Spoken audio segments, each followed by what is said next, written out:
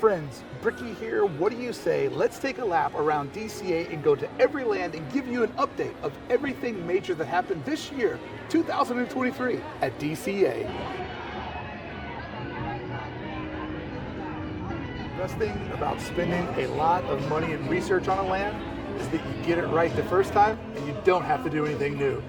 Radiator Springs stays exactly the same, but its big change every year is this is the home for the best Halloween and holiday overlay. That's what this land does better than any other land, aside from just being nearly perfect.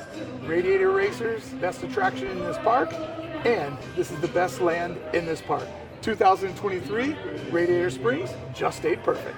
But next door, its neighbor, was the absolute biggest transformation that we would see at DCA when the Pacific Wharf would go away.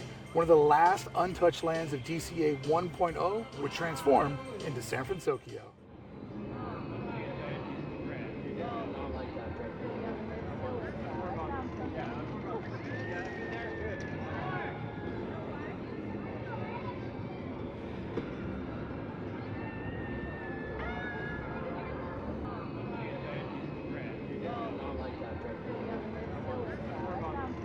People that complain about Disney has to put intellectual property or IP on every land, I would say that San Francisco is a really great example of how IP absolutely changes and transforms a land. When this was just the Pacific Wharf, it was a dead zone. It's a food court, let's call it what it is, but transforming it into San Francisco and doing an overlay of Big Hero 6, putting characters in here, putting more theme in here, actually putting more Disney in here has really brought this land to life in a way that I couldn't even imagine. And keep in mind, this was our big get from D23 2022. This was the big thing that Josh Tomorrow promised us that actually came true. So this is the biggest thing in 2023 that happened at DCA, and I have to say it blew away my expectations. It's absolutely great. This land is full of life, and let me say, I love the soundtrack. I have no idea what they're saying, but these songs are so catchy and they're continuously stuck inside my mind. San Francisco, the best thing that happened to DCA in 2023. More of this.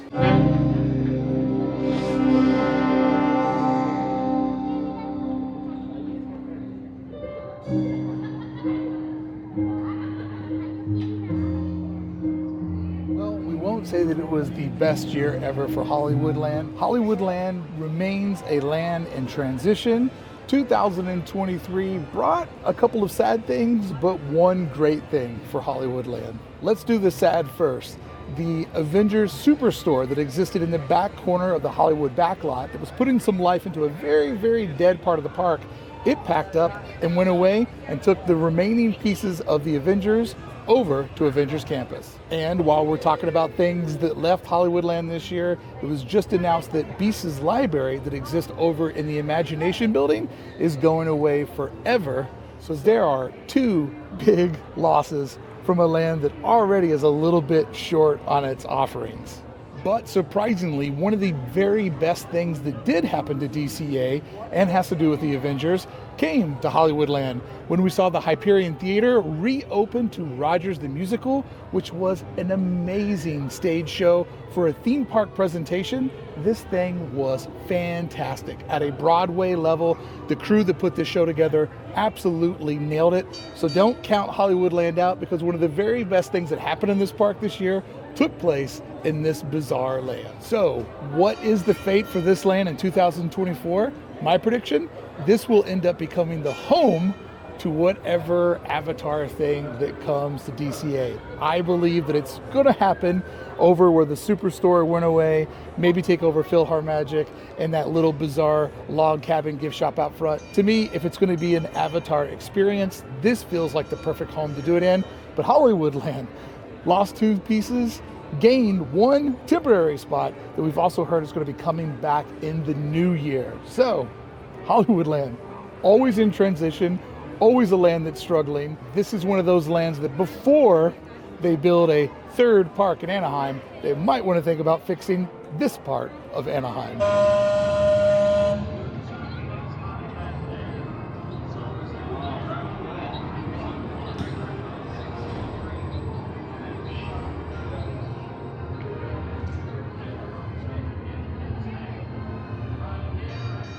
Hey friends, I interrupt today's video to let you know that if you want to support the channel and have a beautiful Bricky blouse, we have a new blouse available. It's Everything Tastes Better on Main Street, because you know that it does.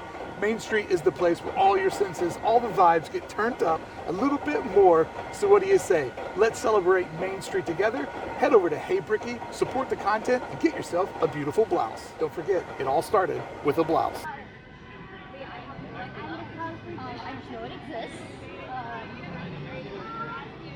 Now, a new development that has come to DCA is breakfast is finally something you can get here. For a long time, this park had a shortage on being able to find a quality breakfast, but that's been fixed. Smoke Jumpers now is open for breakfast, opens at 7:30, so you can get in and eat breakfast before you start ripping rides if you get into the park early like that. A full breakfast menu to join Pim's menu, which is a little bit bizarre, and Joffrey's Coffee Cart had been holding it down for a long time with the burrito, but the line got so long, you don't want to waste one of those power hours standing in line for a burrito to power you up. So Smoke Jumpers coming on, solving a bit of the breakfast problem at DCA is awesome. Now we just need to get some of these restaurants to stay open late, because everything here closes ridiculously early. Come on, the park's 20 years old now, over 20 years old now. Let's stop giving DCA such an early curfew. What do you say?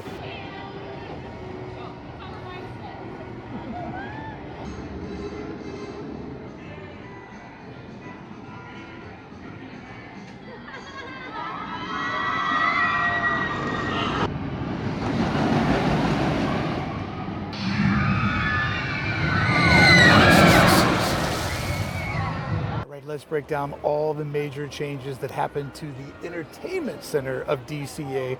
First off, the year started with World of Color 1. The name is very confusing because it's not the first ever version of World of Color, but it was a celebration of the 100 years of Disney. It was the major thing that this park got for the celebration. But over on Pixar Pier, we also saw another change with World of Color.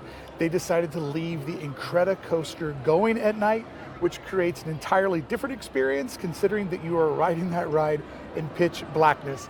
I did a video over there exploring what it's like at night now with all the lights turned off. It's pretty wild. It's actually quite a cool vibe. And then on the far side with Paradise Gardens, this land was once again home to the Lunar New Year, and it stays sort of a cultural center of DCA. Oh, I just got bubbled. But the one thing that happened this year in this area that is a big negative, seeing Little Mermaid, a attraction that was always pretty much a guaranteed walk-on, just a quick rip if you're looking to get your ride count up for the day and take the kids on a really great dark ride, the best dark ride in this park. That got added to Lightning Lane, and now guests go in through the exit and exit from the entryway, which is very confusing. This attraction going on Lightning Lane was not needed. They're just trying to pump value into that program to make it feel more valuable in a smaller park with smaller amount of rides. It's really an insult, if I'm being honest. This is not the kind of Disney stuff that I love, so hopefully that maybe falls off, but we both know that it probably wouldn't. A lot of small and subtle changes happening in the entertainment district of DCA in 2023. To be determined what happens here next year. This is one of those flex areas of the park. When they want to kind of put in a nice temporary offering, this seems to be the place.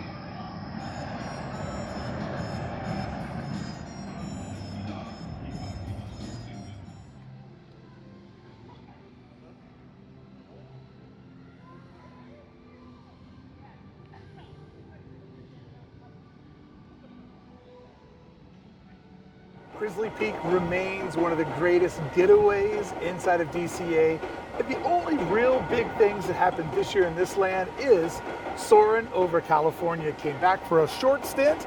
It is the preferred way to ride that attraction according to me. Grizzly Peak is home to Oogie Boogie Bash's greatest offering, Villains Grove, where the Redwood Challenge Trail transforms every Halloween for people that only buy that Oogie Boogie Bash ticket. This year the park did 24 nights of Oogie Boogie, making so many Disneyland guests excited they got tickets, but also bumming out all of those that didn't get one. It's already coming back in 2024, which will easily be, once again, one of the best things that happens in DCA. And a pro tip from somebody who comes here a lot: if you can only go to DCA one time in the entire year, make that a Oogie Boogie ticket. That is the best value for DCA, bar none, throughout the entire year. I bet my reputation on that one. We were just in the park. What happened?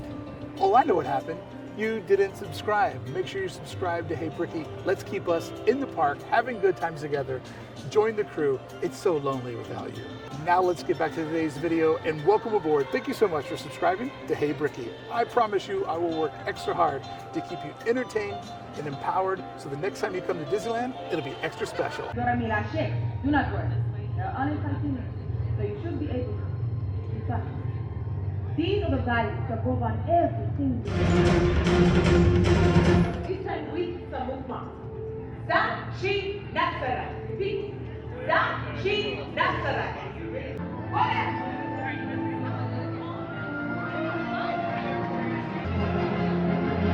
Avengers Campus in 2023 became probably my least favorite land inside of the Disneyland Resort. When the land first opened up, I was very optimistic. Even though it was small in its footprint, I did see it as a placeholder for great things to come.